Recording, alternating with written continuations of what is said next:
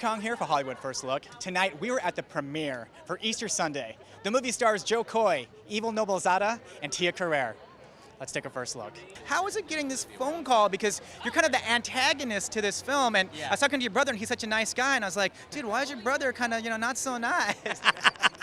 It was really fun. A lot of the things that I played have been like nice guys, sweethearts, heartthrobs, we'll say. I'm the sex symbol. But doing this kind of a role where I get to play such an evil, just true dirtbag is so fun as a comedian. Playing a nice guy's fun, but playing a real horrible person is truly just like a dream come true. We became such a strong family. I mean, we actually laughed together, cried together behind scenes. We're during COVID too. We were quarantined together for 14 days.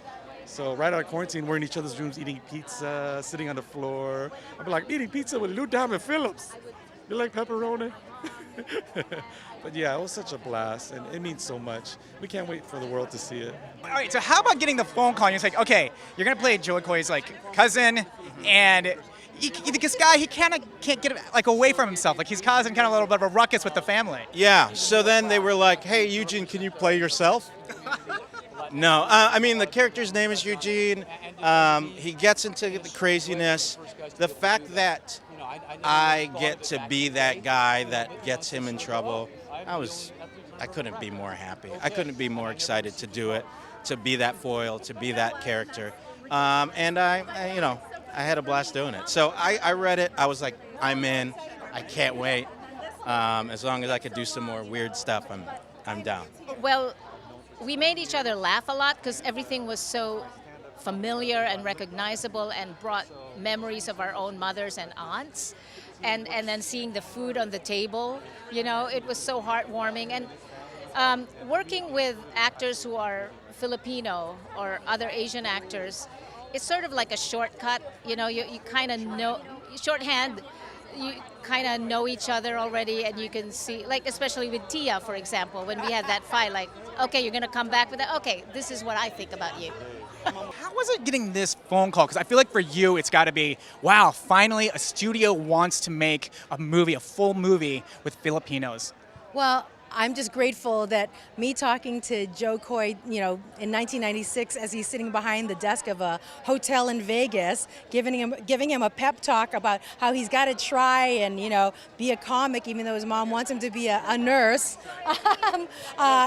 Here he's giving me the most amazing gift and including me in the biggest Filipino film on 3,000 screens.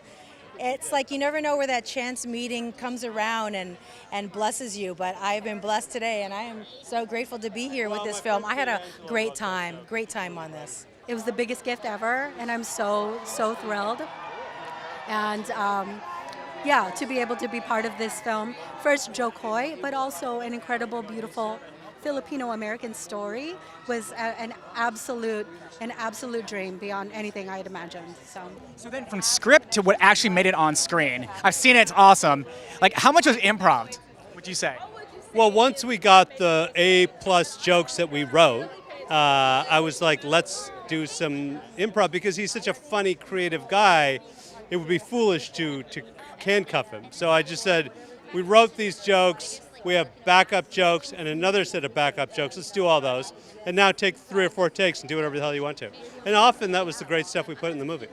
How's it for you? Because coming from Broadway, just a few movie credits so far, and then all of a sudden it's like, dude, we want you to be part of the first studio film with a Filipino-American cast. Yeah, well, I was lucky enough to be part of Yellow Rose, which was one of the first directed, starred, and written Filipino independent film released by Sony. And so to be a part of that and this, I mean, it really is incredible. And I have to pinch myself and make sure that I'm moving forward in a way that's authentic to myself, but also forward thinking. I mean, representation is extremely important. I also think it's important to be seen equal in spaces that maybe are predominantly white, which we can see is, Hollywood. I'm very new to the scene. I'm very excited and grateful to be part of the scene, and I think gratitude is the word I'm going to use for tonight.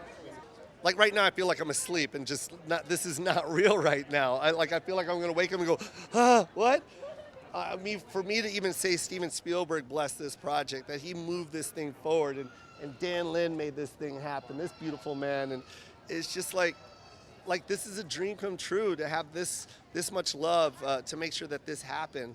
You know, it's one thing to say something, but for it to actually happen, and we're here right now celebrating, like, I can't believe it. And then my son got to witness the whole thing. Like, that was beautiful. Thank you for representing us. Yeah. Hey, Joe, so how is it promoting this, a studio movie, your studio movie, versus when you're promoting your tours? This is completely different. This is a beast. You know, this is a machine, and Universal is like at the top of the food chain when it comes to promotion, because the past 2 days I haven't slept. But I'm excited. I love it. I lost my voice. I haven't slept, but I waited 33 years for this moment, and it's happening. You can find Easter Sunday playing in theaters now.